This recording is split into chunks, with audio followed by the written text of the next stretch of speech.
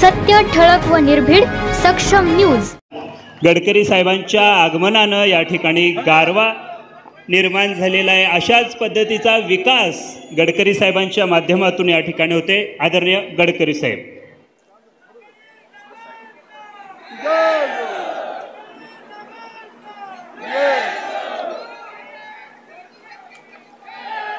महाराष्ट्र प्रदेश भारतीय जनता पार्टीचे अध्यक्ष आदरणीय चंद्रशेखर बावनकुळे, आदरणीय सुरेश खाडेजी, आपल्या सगळ्यांचे आवडते लोकप्रिय उमेदवार आणि आपले खासदार संजय काका पाटील, माजी आमदार रमेश शेंडगे, मकरंजी, डॉक्टर रवींद्र अळगी, मंचावर उपस्थित सर्व सन्माननीय नेतृत्व आणि उपस्थित माझ्या बांधवांना आणि भगिनींनो,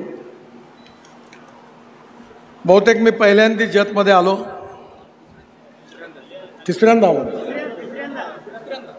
पण आज मी जेव्हा हेलिकॉप्टरमधून वरतून बघत होतो तेव्हा माझ्या जुन्या आठवणीमध्ये हिरवं कुठे दिसत नव्हतं, पण आज सगळीकडे हिरवंगार बघून मला खूप आनंद झाला।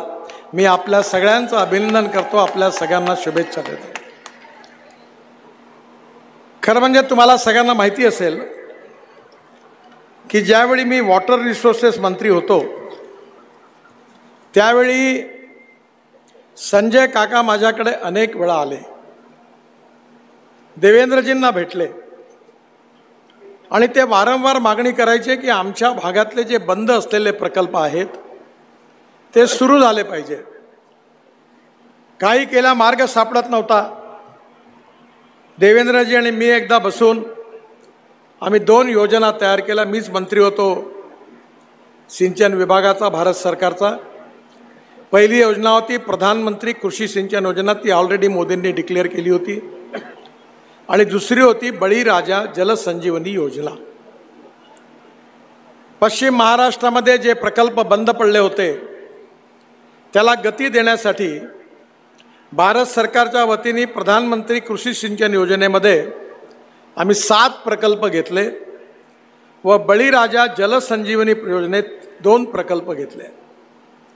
प्रधानमंत्री कृषी सिंचन योजनेतून प्रामुख्याने सांगली जिल्ह्यातील कृष्णा कोयना उपसा सिंचन योजना, ताकारी म्हैसाळ, तसेच सोलापूर जिल्ह्यातील सांगोला शाखा कालवा आणि सातारा जिल्ह्यातील धोम, बलकवडी, तारळी, वांग, कुडाळी व मोरणा असे 5 प्रकल्प त्यावेळी आम्ही या ठिकाणी भारत सरकारकडून सिलेक्ट केले।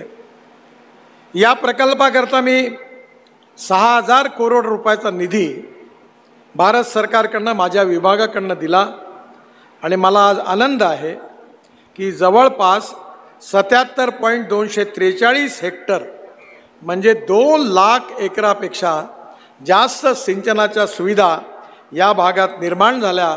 ही तुमच्याकरता जेवढी आनंदाची गोष्ट आहे तेवढीच एक शेतकरी म्हणून माझ्याकरता खूप समाधानाची गोष्ट आहे।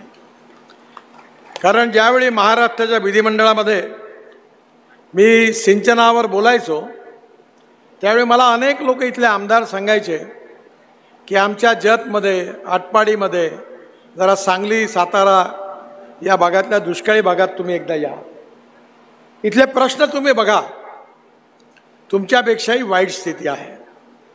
आणि म्हणून आज तुम्हाला पाण्याच्या रूपाने ही नवीन संजीवनी मिळाली याचा मला अतिशय आनंद आहे। केंद्र शासनामध्ये अजून आम्ही एक बळीराजा जलसंजीवनी योजना केली।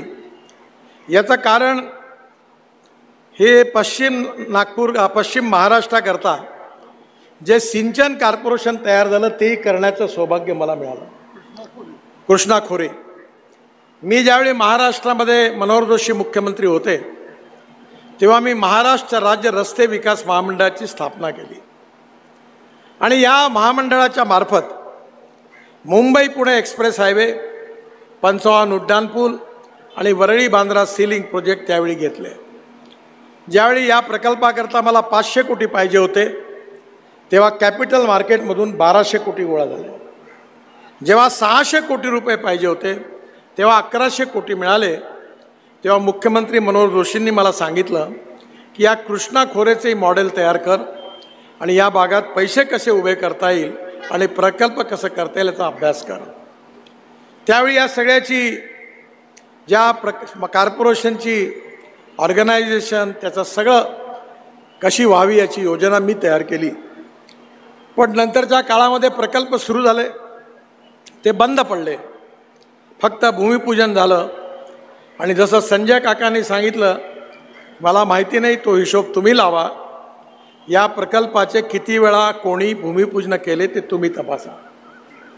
पण यावेळी बळीराजा जलसंजीवनी योजनेतून टेंभू उपसा सिंचन योजना आणि सातारा जिल्ह्यातली उरमोडी प्रकल्प या 2 प्रकल्पाकरता मी 1358 कोटी रुपये माझ्या खात्यातून मंजूर केले आणि 1,15,998 हेक्टर सिंचन निर्मिती या ठिकाणी झाली. हे निश्चितपणे माझ्याकरता खूप आनंदाची गोष्ट आहे, कारण पाणी हाच सगळ्यात महत्त्वाचा मुद्दा आहे. मी एकदा सोलापूरवरून ज्यावेळी साताराला येत होतो तेव्हा PWDचे चीफ इंजिनियर माझ्याबरोबर होते आणि मी त्यांना सांगत होतो या गावात पाणी पोहोचलं, या गावात नाही पोहोचलं. त्यावेळी मी जेव्हा सोलापूरला पोहोचलो त्यावेळी त्यांनी मला एक प्रश्न विचारला, साहेब एक विचारू का, की तुम्ही एक कसं ओळखलं की या गावात पाणी पोहोचलं नाही, गावात पाणी पोहोचलं नाही, तुम्हाला माहिती होतं का? मी म्हटलं नाही. मग तुमच्या लक्षात कसं आलं? तर मी सांगितलं, ज्या गावामध्ये हॉटेलमध्ये गर्दी होती, कपड्याच्या दुकानात गर्दी होती, मार्केटमध्ये गर्दी होती, तिथे पाणी पोहोचलं असा मी अर्थ काढला. आणि ज्या ठिकाणी मार्केटमध्ये शुकशुकाट होता, लोक नव्हते, त्या ठिकाणी पाणी पोहोचलं नाही असा मी निष्कर्ष काढला. आज जर या तालुक्यांमध्ये समृद्धता संपन्नता आणायची असेल तर पाणी हा महत्त्वाचा विषय आहे. आणि म्हणून या 9 प्रकल्पास एकंदरीत मी 7,000 कोटी रुपये भारत सरकारमध्ये जलसिंचनाचा मंत्री म्हणून त्याकडे देण्याचं मला भाग्य मिळालं आणि तुमच्या विकासामध्ये काही सहयोग करण्याचं भाग्य मिळालं. ही माझ्याकरता अतिशय आनंदाची गोष्ट आहे. सांगली जिल्ह्यातल्या प्रामुख्याने कृष्णा कोयना जे ते ताकारी म्हैसाळ आणि टेंभू उपसिंचना योजनेसाठी एकूण 3600 कोटी रुपयाचा निधी आणि 1.60 लाख हेक्टर म्हणजे जवळपास 4.5-5 लाख एकर जमीन सिंचनाखाली आली आणि 400 गावांना याचा फायदा झाला. कृष्णा कोयना या योजनेवरील 2,430 कोटी व टेंभू उपसा सिंचन योजनेसाठी 1,190 कोटी इतका निधी उपलब्ध करण्यात आला आणि या दोन्ही योजना माझ्या माहितीप्रमाणे बहुतेक पूर्णत्वाला गेल्या. मला याचा खरोखर आनंद आहे. आणि मग या देशामध्ये पाण्याची कमी नाही आहे, या देशात पाण्याच्या नियोजनाची कमी आहे. मी ज्यावेळी जलसिंचनाचा मंत्री होतो त्यावेळी आंध्र प्रदेशमध्ये मोठं धरण 60,000 कोटी रुपये खर्च करून कालेश्वरम नाही, धरणाचं नाव विसरलो मी, ते मोठं धरण मी गोदावरीवर बांधलं आणि ते धरण बांधल्यानंतरही पोलावरम आणि ते धरण बांधल्यानंतरही 1300 TMC पाणी गोदावरीचं समुद्रात वाहून जातं. मी त्यावेळी योजना तयार केल्या होत्या. त्या योजनेमध्ये कृष्णेचं पाणी जे आहे ते कसं सगळ्यात दुष्काळी भागात न्यायचं त्याची योजना होती. पोलावरममध्ये गोदावरीचं पाणी होतं, पलीकडे येणारं पाणी जे गोदावरीचं बॅकवॉटर होतं ते तिथून कृष्णेचं पेन्नारमध्ये आणि पेन्नारचं कावेरीमध्ये आणि कावेरीचं डायरेक्ट तामिळनाडूच्या टेल एंडपर्यंत पाणी नेण्याची योजना तयार केली. मी शेतकरी आहे आणि मला माहिती आहे की पाण्याकरताच सगळ्या गोष्टी महत्त्वाच्या आहेत. आज मला आपल्याला एकच विनंती करायची आहे की आपल्या भागामध्ये जेवढं पाणी पडेल ते पाणी जमिनीत डिपॉझिट केलं पाहिजे. आपल्यापैकी अनेक लोकांना माहिती असेल की आपण जे नोकरी करतात ते दर महिन्याला सेव्हिंग करतात. प्रॉव्हिडंट फंडाचा पैसा सगळा पैसा रिटायर्ड झाल्यावर येतो आणि तो बँकेमध्ये मग फिक्स डिपॉझिटमध्ये टाकतात आणि व्याजावर आपला उदरनिर्वाह करतात. राजस्थानमधल्या वाळवंटामध्ये एकेका लोकसभा मतदारसंघ 700-700 किलोमीटर मोठा, त्या भागामध्ये उंट चालतात. मला राजस्थानमध्ये पण पाणी पोहोचवण्याची संधी मिळाली. त्यावेळी मी तिथे चौकशी केली तर ते उंट जो प्राणी आहे तो या ठिकाणी वाळवंटात जात असताना जेव्हा लोकांजवळ पाणी प्यायला राहत नाही, पाण्या वाचून मरण्याची वेळ येते, तेव्हा उंटाचं पोट कापून त्यातून एक पाण्याची पिशवी बाहेर काढतात आणि लोक पाणी पितात. माझी आपल्याला एकच विनंती आहे की मी मोठ्या प्रमाणावर जलसिंचनावर काम करतो आहे. मला 9 डिलिट्स मिळाल्या, डॉक्टरेट्स. पंजाबराव कृषी विद्यापीठाच्या मिळाली, महात्मा ज्योतिबा फुले युनिव्हर्सिटी राहुरीची मिळाली, रामानंद तीर्थ युनिव्हर्सिटी नांदेडची मिळाली, आता परभणी कृषी विद्यापीठाची मिळाली. आणि या सगळ्या कृषी विज्ञानाकरता मिळाल्या. त्यामुळे आम्ही देशात गेल्या 15 वर्षापासून एक काम करतो आहे. तुमच्यासारखीच समस्या विदर्भामध्ये होती. धावणाऱ्या पाण्याला चालायला लावा, चालणाऱ्या पाण्याला थांबायला लावा आणि थांबलेल्या पाण्याला जमिनीला प्यायला लावा. गावातलं पाणी गावात, घरातलं पाणी घरात, शेतातलं पाणी शेतात. मी आपल्याला सांगू इच्छितो की बुलढाणा अजिंठा रस्ता बांधला, त्या रस्त्यामध्ये मी NHAच्या वतीने पूर्णपणे जवळपास नदी नाल्यांचं खोलीकरण केलं आणि त्या ठिकाणी तलावांचं खोलीकरण केलं आणि त्या सगळ्यांमधून त्या भागातले धनगर समाजाचे लोक हे दरवर्षी 17,000 लोक तो भाग सोडून ते सगळे लोक पाण्याकरता गाव सोडून दुसरीकडे जायचे. पण आता अशी स्थिती आहे की त्या ठिकाणी पाण्याचं स्टोरेज वाढलं, विहिरींना पाणी उपलब्ध झालं आणि आता धनगर समाजाचा एकही माणूस आपलं गाव सोडून जात नाही. आणि म्हणून माझी आपल्या सगळ्यांना विनंती आहे की त्या जिल्ह्यामध्ये 19% सिंचन 47% झालं.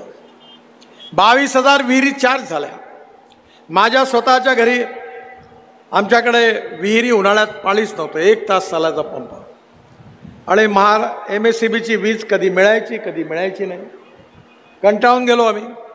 मी माझ्या शेताच्या बाजूला असणाऱ्या नदी आणि नाल्याचं खोलीकरण रुंदीकरण केलं, पाणी अडवलं, पाणी जिरवलं. आता माझ्या विहिरीला 8 ते 10 तास उन्हाळ्यात पाणी आहे. मार्च, एप्रिल, मे महिन्यात 7.5 हॉर्स पॉवरचे 3 पंप लावले आणि आज माझ्याकडे 60 एकराचं पूर्ण सिंचन झालं. आणि माझ्याकडे यावर्षी एका एकरामध्ये 88 टन ऊस झाला. आता तुमच्याकडे तर 100-125 खूप आहेत, पण कसं आहे, मेरिटवाले मुलं मेरिटमध्ये येतात त्यात आश्चर्य नाही आहे. पश्चिम महाराष्ट्रामधले साखर कारखाने आणि ऊस उत्पादक म्हणजे मेरिटमध्ये पास झालेल्या विद्यार्थ्यांची शाळा. मराठवाड्यामध्ये जे आहेत ते फर्स्ट क्लासमध्ये पास झालेल्या विद्यार्थ्यांची शाळा आहे. आणि मी विदर्भातून येतो, आमच्याकडे म्हणजे 100 पैकी 100% मुलं जे नापास झाले त्या नापास मुलांची शाळा आहे. आणि त्या ठिकाणी आता आमच्या भागात 100 टन 105 टन ऊस काढणारे शेतकरी आता तयार झाले. मी 3 साखर कारखाने चालवतो. आणि म्हणून मी तुम्हाला सांगतो की शेतकऱ्याला जर संपन्न करायचं असेल, शेतकऱ्याला समृद्ध करायचं असेल, गाव गरीब मजदूर शेतकऱ्याचं कल्याण करायचं असेल, गावं समृद्ध संपन्न करायची असतील, स्मार्ट शहरं नाही स्मार्ट विलेज निर्माण करायचे असतील, तर प्रत्येक गावामध्ये शेतकऱ्यांना पाणी मिळालं पाहिजे. पिण्याकरता तर मिळालंच पाहिजे, पण जर सिंचनाकरता मिळालं तरच ग्रामीण भागाचं चित्र बदलू शकतं. आणि म्हणून आज अनेक ठिकाणी आपल्या भागामध्ये NHAचं काम करत असताना अनेक रस्त्यावर आम्ही मोठ्या प्रमाणावर जलसंवर्धनाचं काम केलं. कोल्हापूर जिल्ह्यात केलं, सोलापूर जिल्ह्यात केलं. अनेक ठिकाणी फुकटामध्ये एकही पैसा खर्च न करता नदी नाल्यांचं जे गाळ काढला, ॲग्रिगेट काढलं, ते रस्त्याच्या कामात आणलं आणि NHAच्या मार्फत 1000 अमृत सरोवर जवळपास बांधून पूर्ण केले. पण मला आपल्याला एकच सांगायचं आहे की तुम्हाला हे पाणी दिसून आलं आहे, तुमच्या भागात हे पाणी आलं, याचं श्रेय कोणाला आहे? कोणाला आहे? तुम्हाला माहिती नसेल, मी 10 वर्ष ते खासदार आहे, मी 10 वर्ष खासदार आणि मंत्री आहे. या भागामध्ये पाणी आणण्याचं श्रेय कोणाला असेल तर या भागाचे खासदार संजय पाटील यांना, संजय काकांना. मला माहिती नाही इथल्या रस्त्याकरता, इथल्या सिंचनाकरता त्यांनी माझ्या घरी कमीत कमी 100-150 चक्रा मारल्या. म्हणजे दरवेळेला आले की कागद घेऊन यायचे. आता ते येऊ शकत नाही माझ्या घरी. कारण काय माहिती आहे तुम्हाला?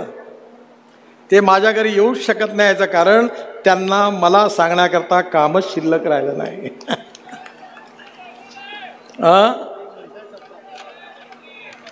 तर आता पुढचा तुम्ही संजय काकांना निवडून द्या. पुन्हा एकदा आमचं सरकार आणा. तुमची अपेक्षा पूर्ण झाल्याशिवाय राहणार नाहीये, वचन तुम्हाला देतो.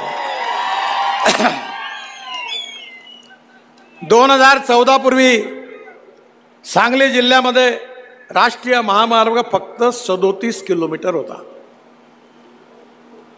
संजय काका असतील, खाडेसाहेब असतील, गाडगीळ असेल, सगळे माझ्याकडे सारख्या चक्र दिल्लीत मारायचे. आणि आज कितीला आहे लांबी? 529 किलोमीटर. म्हणजे 492 किलोमीटर NH वाढला. म्हणजे 14 पटीनी या सांगली जिल्ह्यात वाढला. याचंही श्रेय कोणाला असेल तर संजय काकाला. मी 27 जानेवारीला आष्टाला आलो होतो, पेठ नाका ते सांगली भूमिपूजनाकरता. या रस्त्यावर मी खूप शिव्या खाल्ल्या. खूप खराब रस्ता होता. संजय काका माझ्याकडे 8-10 वेळा आले. आणि आता मी आलो, थोडा मला आता जरा चेहऱ्यावर आनंद आहे. कारण त्या रस्त्याचं काम सुरू झालं, 10-12% झालं आहे. आणि पुढच्या 6 महिन्यात सांगली ते पेठ या रस्त्याचं काम पूर्ण होईल असा मी तुम्हाला विश्वास देतो. मिरज गावातलं खाडे साहेबांनी मला सांगितलं आमचा गावातून जाणारा NH चांगला करून द्या. त्याला मी 16.2 कोटी दिले. तेही पण काम जवळपास पूर्ण होत आलं. मायणी ते विटा 260 कोटी रुपयाचं मी काम मंजूर केलेलं आहे. लवकरच त्या कामाची सुरुवात होईल. त्याचबरोबर नागज जत मुचुंडी या रस्त्याकरता मी 306 कोटी रुपये मंजूर केले होते. ते काम पूर्ण झालं. जत सांगोला या रस्त्याचं काम अंतिम टप्प्यात आहे. त्यालाही मी या ठिकाणी आपल्या भागात 200 कोटी रुपये दिले. उमदी विजापूर या रस्त्याचं 37 किलोमीटर 71 कोटीचं काम झालं. जत शहराच्या भोवती असणाऱ्या दोन्हीही राष्ट्रीय महामार्गांना जोडणारा बायपास मी मंजूर केलेला आहे. इलेक्शन नंतर त्याची सुरुवात होईल. जत कवठेमंकाळ लांडगेवाडी या रस्त्याचा DPR पूर्ण झालेला, त्याला मंजुरी दिलेली आहे. 50 कोटी रुपये लँड एक्विजिशनचे मंजूर केलेले आहे. आणि इलेक्शन संपल्यानंतर 3 महिन्याच्या आत याही रस्त्याचं काम सुरू होईल असं मी तुम्हाला विश्वास देतो.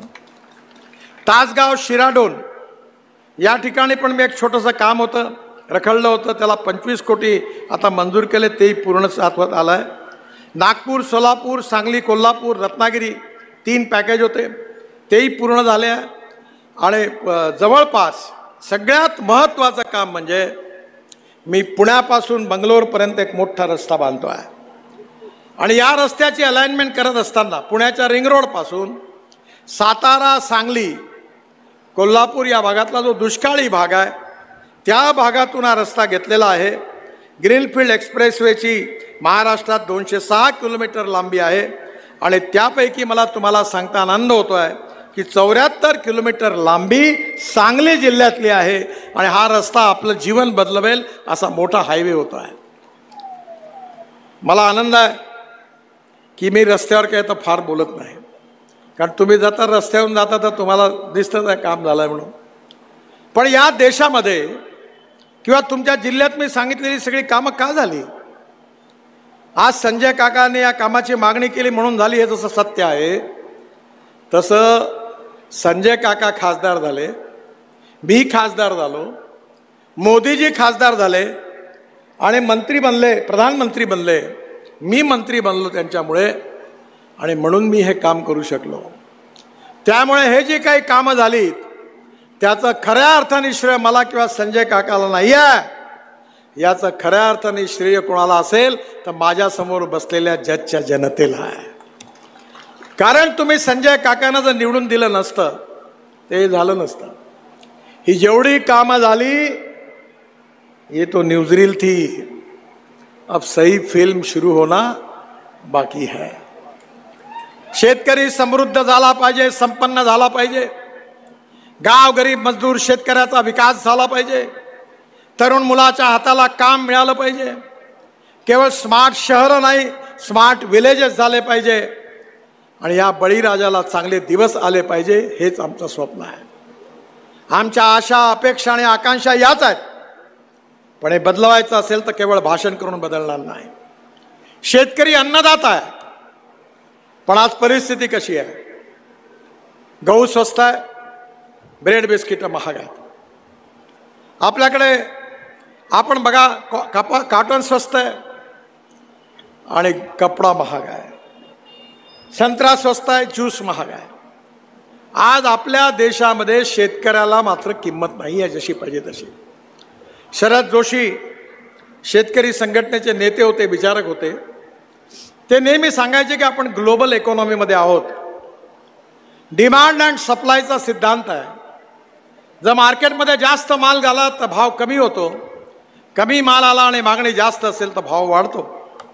आज जगामध्ये मक्याचा भाव अमेरिका ठरवतं, सोयाबीनचा भाव अर्जेंटिना ठरवतं, आपल्या ऑइलचा भाव खाद्यतेलाचा भाव मलेशिया ठरवतं आणि साखरेचा भाव ब्राझील ठरवतं. आणि म्हणून या ग्लोबल इकॉनॉमीमध्ये शेतकऱ्याला खऱ्या अर्थाने समृद्ध संपन्न करायचं असेल तर मला याचा अभिमान आहे की अटल बिहारी वाजपेयींनी राम नाईकांच्या बरोबर मला ब्राझीलला पाठवलं होतं. आणि ब्राझीलमध्ये मी बघितलं की उसाच्या रसापासून इथेनॉल तयार झालं, बी मोलायसेस सी मोलायसेस पासून इथेनॉल तयार झालं आणि मग ते आपल्या देशात का होऊ शकत नाही. 2004 पासून मी प्रयत्न करत होतो. पवार साहेब कृषी मंत्री होते, हेवी इंडस्ट्रीज मंत्री त्यावेळी प्रफुल्ल पटेल होते. सगळ्यांना मी भेटलो, सगळ्यांना विनंती केली, पण दुर्भाग्य असं की त्या काळामध्ये आम्हाला आमचं स्वप्न पूर्ण होऊ शकलं नाही. अटल बिहारी वाजपेयी आले, त्यांनी इथेनॉलची सुरुवात केली. मोदीजी आले, त्यांनी मला स्वतःला ही पॉलिसी बनवण्याचा अधिकार दिला. आणि आज मला आनंद आहे की आज देशामध्ये इथेनॉलवर चालणाऱ्या गाड्या, बसेस आणि एवढंच नाही तर स्कूटर, मोटरसायकल सगळ्या उपलब्ध आहेत. शेतकरी केवळ अन्नदाता नाही आहे, शेतकरी ऊर्जादाता आहे. शेतकरी केवळ ऊर्जादाता नाही आहे, शेतकरी इंधनदाता आहे. शेतकरी केवळ इंधनदाता आता नाही आहे तर आपल्या इथल्या तांदूळाच्या ह्याच्यात जे राईस हस निघतं, राईस परळी ज्याला तनस म्हणतो आपण, त्याच्यापासून आता इथेनॉल तयार होत आहे. आसाममध्ये नुमालीगडमध्ये बांबूपासून इथेनॉल तयार होत आहे.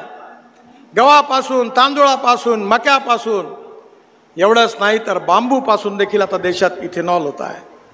आणि या देशामध्ये पेट्रोल डिझेलचं इम्पोर्ट किती आहे माहिती आहे तुम्हाला? 16 लाख कोटी.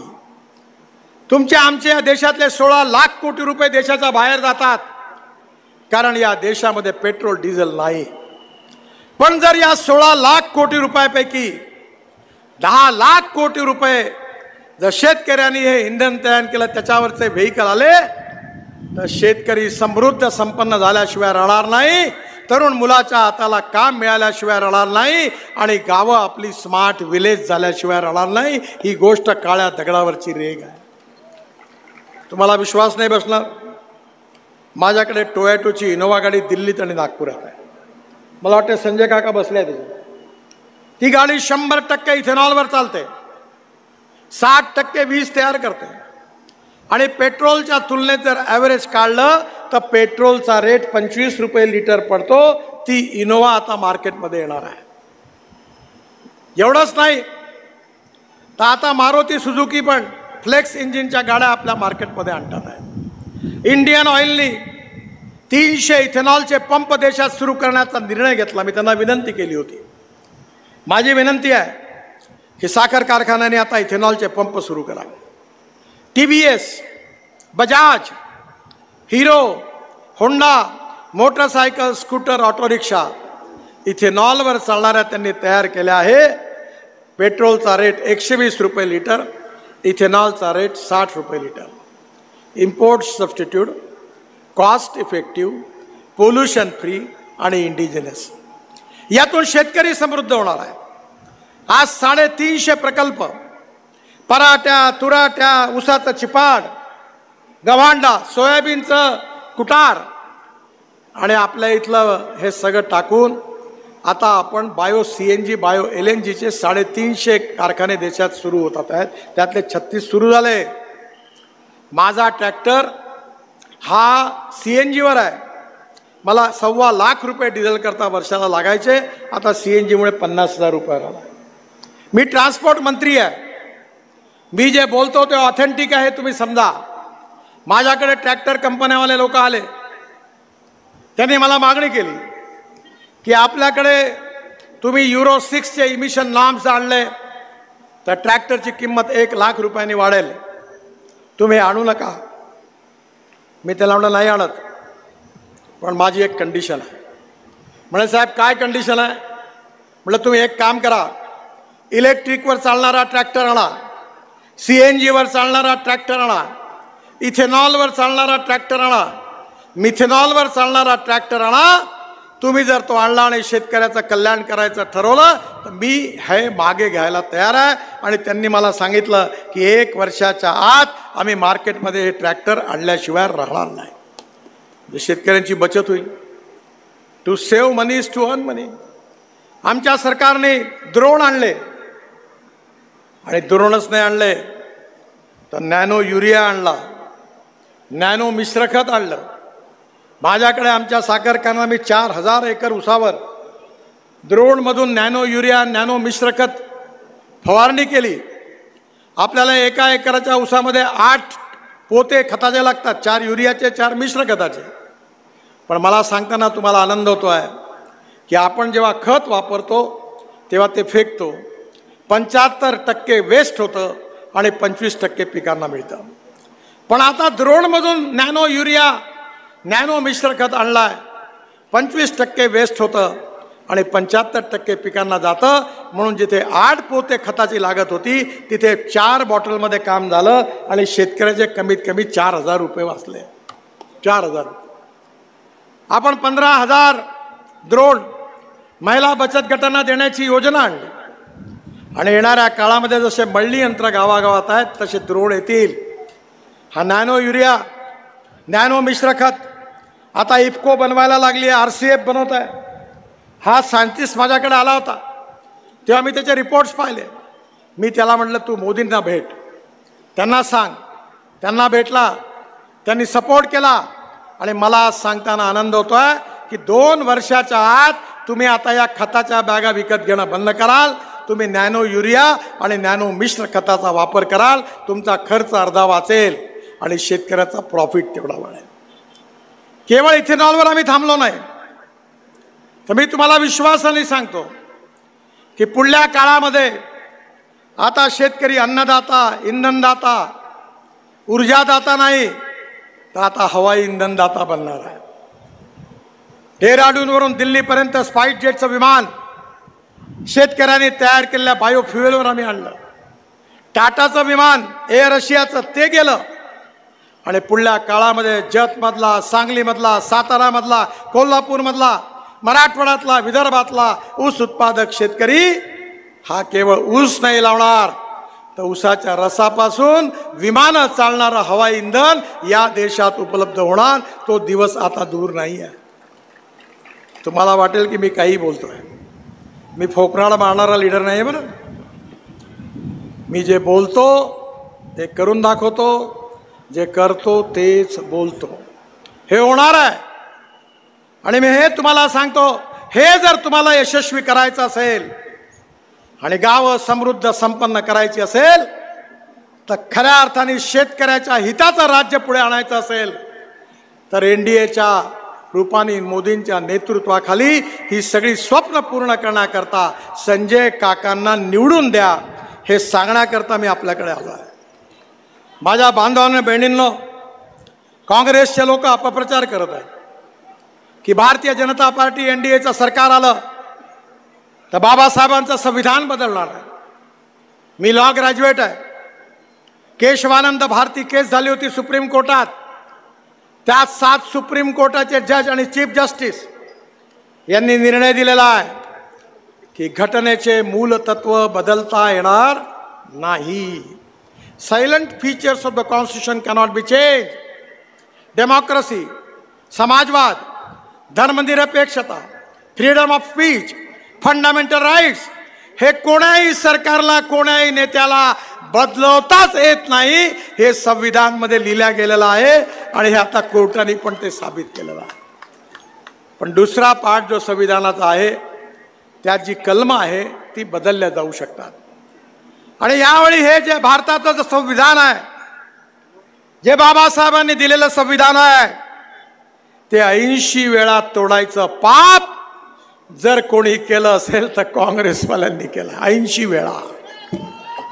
ज्यांनी संविधान तोडलं, इमर्जन्सीमध्ये इंदिरा गांधींनी तर संविधानाची ऐशी तशी केली, त्या संविधानाला ज्यांनी तोडलं ते काँग्रेसवाले आमच्या विरुद्ध अपप्रचार करत आहेत. जेव्हा कन्व्हिन्स करता येत नाही तेव्हा कन्फ्यूज करा. आणि म्हणून जातीवादाचं राजकारण आजपर्यंत त्यांनी केलं, सांप्रदायिकतेचं राजकारण केलं. दलित समाजाला सांगितलं बाबासाहेबांचं संविधान बदलवणार आहे. मुसलमानाला सांगितलं ये मोदी जी, गडकरी जी बड़े खतरनाक है, ये चुन कर आएंगे तो आपको कटवा देंगे, पाकिस्तान भिजवा देंगे, सुरक्षित रहना है तो पंजे पर मोहर लगाओ. मी तर जातपात पाळत नाही. मला माझ्या लोकसभा क्षेत्रात मी सांगितलं की सगळी जनता माझी परिवार आहे. मी जनतेचा आहे आणि जनता माझी आहे. आणि माझ्यात ही धमक आहे की मी पब्लिकली तुमच्यापेक्षाही लाखो लोकांच्या समोर सांगितलं, याद रखा जो करेगा जात की बात उसको कसके पडेगी लात. हे म्हणण्याची ताकद माझ्यात आहे. आणि मला सगळ्या समाजाची धर्माची मतं मिळतात. मी निवडून येणार आहे. माणूस हा जातीने मोठा नसतो, माणूस हा गुणांनी मोठा असतो. या समाजातली छुआछूत, अस्पृश्यता, जातीयता नष्ट करून बाबासाहेब आंबेडकरांनी सांगितलेली सामाजिक आर्थिक समता या देशात प्रस्थापित करायची आहे. महात्मा ज्योतिबा फुलेंनी जी सामाजिक समतेची व्याख्या केली ती समता या देशात आणि समाजात अस्तित्वात आणायची आहे. ज्या राजर्षी शाहू महाराजांनी या समाजातल्या दलित पीडित शोषित माणसाच्या विकासाकरता सातत्याने प्रयत्न केले आणि त्यांच्या हिताकरता आपलं जीवन समर्पित केलं, ते स्वप्न आम्हाला पूर्ण करायचं आहे. ज्या छत्रपती शिवाजी महाराजांनी शिवशाही पातशाहीचं स्वप्न आमच्या समोर आणलं, हे श्रींचं राज्य आहे असं छत्रपती शिवाजी महाराज म्हणायचे. यशवंत, कीर्तिवंत, वरदवंत, सामर्थ्यवंत, जाणता राजा, निश्चयाचा महामेरू, बहुत जनासी आधारू, अखंड स्थितीचा निर्धारू, श्रीमंत योगी. त्या शिवाजी महाराजांनी कधी स्त्री पुरुषामध्ये कधी विषमता पसरवली नाही. शत्रूच्या भागातून आक्रमण युद्धात होत असताना जेव्हा महिला शरण आल्या तेव्हा त्यांना मानाने सन्मानाने ओटी भरून त्यांच्या घरी पोहोचवून दिलं. कधी अन्य धर्मीयांच्या पूजास्थानं उद्ध्वस्त केली नाही. खऱ्या अर्थाने या देशाच्या, जगाच्या, भारताच्या इतिहासात सेक्युलर या अर्थाने खरा जर कोणी राजा असेल तर छत्रपती शिवाजी महाराज होते. आणि त्यांचा आदर्श घेऊन आम्ही जातोय. शिवशाही आणि रामराज्य. माझ्या घरी, माझ्या दिल्लीत माझ्या घरी आणि माझ्या ऑफिसमध्ये माझ्या आईवडिलांचे फोटो नाही आहेत, पण छत्रपती शिवाजी महाराजांची प्रतिमा आहे. कारण ते आमचे आदर्श आहेत. आणि म्हणून शिवाजी महाराजांनी जे शिवशाही आपल्याला दिली होती, प्रभू रामचंद्राने जे रामराज्य आपल्याला दिलं होतं, तो हिंदुस्थान आपल्याला घडवायचा आहे. जो भय, भूक, आतंक, भ्रष्टाचारापासून मुक्त आहे, जो सुखी, समृद्ध, संपन्न, शक्तिशाली आहे, $5 ट्रिलियन इकॉनॉमी, विश्वगुरु आणि जगातली तिसरी आर्थिक महाशक्ती आपल्या देशाला बनवायचं आहे. आम्ही राजकारणामध्ये खासदार आमदार बनायला नाही आलो. आमचं स्वप्न नाही आहे. मी तर आयुष्यात कोणाच्या गळ्यात हार नाही घातली. मी 40 वर्ष झाले, 50 वर्ष झाले मंत्री आहे. हे बावनकुळे साहेब माझ्या जिल्ह्यातले आहे. हे जिल्हा परिषदमध्ये होते, आमदार होते, मंत्री होते. माझ्या स्वागताला कधी कोणी आलं नाही. मी म्हणायचो कुत्राही येत नाही, पण आता कुत्रा यायला लागला. कारण मी Z+ कॅटेगरीमध्ये आल्यामुळे मी येण्याच्या आधी कुत्रा मात्र चक्कर मारून जातो. जॉर्ज फर्नांडिसला मी आपला आयकॉन मानतो.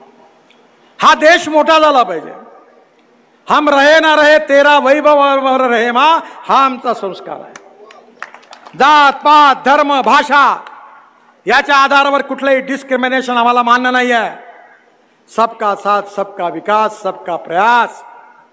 सामाजिक विषमता, आर्थिक विषमता समाप्त करून, गरिबी, भूकमरी, बेरोजगारी दूर करून, तरुण मुलाच्या हाताला काम देऊन जगातली तगडी सगळ्यात मोठी अर्थव्यवस्था आम्हाला तयार करायची आहे. ते स्वप्न आमचं आहे. या मातृभूमीच्या चरणी समर्पित भावनेने काम करायचं आहे.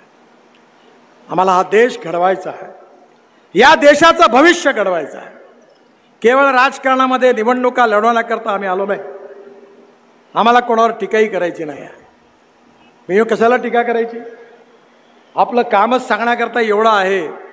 माझ्या एका मित्राने मला एकदा चांगलं सांगितलं की 2 रेषा आहे, एक तुमची आहे आणि एक दुसऱ्याची आहे. पण तुमची रेषा जर मोठी करायची असेल तर दुसऱ्याची पुसण्याचं काम करा, म्हणजे मोठी होईल. आणि दुसरा मार्ग आहे आपली मोठी करा, दुसऱ्याच्या पुसण्याच्या फंद्यात पडू नका. ही मायबाप जनता ही सार्वभौम है. ये जनता है, इसको सब पता है क्या नाटक है. कोण काय करते हे सगळं माहित आहे ना. संजय काका, तुम्ही चिंताच करू नका, कुठल्याही भानगडीत पडू नका. अपक्ष उमेदवाराला तर चुकून निवडून आणू नका. ना घर का ना घाट का बीच में लटकता. दिल्लीतही सरकार नाही आणि महाराष्ट्रातही सरकार नाही, तर काय करणार आहे बिचारे? जर तुम्हाला पुन्हा एकदा जेवढा विकास झाला याच्या 10 पट विकास करायचा असेल, या जत भागात, सांगली जिल्ह्यातल्या मागासलेल्या भागात उद्योग आणायचे असतील, चांगले रस्ते बनवायचे असतील, शेतकऱ्याला समृद्ध संपन्न करायचं असेल, तर मी कोणाची खोटी तारीफ करणारा माणूस नाही आहे. मी 10 वर्षाच्या अनुभवावर सांगतो की संजय काकासारखा खासदार नाही जो इमानदारीने तुमचं भविष्य बदलवल्याशिवाय राहणार नाही. आणि म्हणून काही विचार करू नका. ताई माई अक्का, विचार करा पक्का आणि कमळाची बटन दाबा. बस तुम्ही फक्त एकच काम करा, बाकी आमच्याकडे. संजय काकाची गॅरंटी मी देतो. मी त्यांच्या मागे उभा राहीन आणि जेवढी 2-4-5% कामं बाकी राहिली असतील ती सगळी पूर्ण करून देईल असा विश्वास तुम्हाला देतो. फक्त तुमचा प्रेम, तुमचा आशीर्वाद, तुमच्या शुभेच्छा संजय काकांच्या बाजूला राहू द्या आणि मोदीजींच्या नेतृत्वाखाली संजय काकांना निवडून पाठवून पुन्हा एकदा दिल्लीमध्ये शिवशाही आणि रामराज्याची स्थापना करण्याकरता NDA भारतीय जनता पार्टीला सहकार्य करा एवढी विनंती करतो आणि माझं भाषण संपवतो. माझ्याबरोबर जोरात म्हणा, भारत माता की.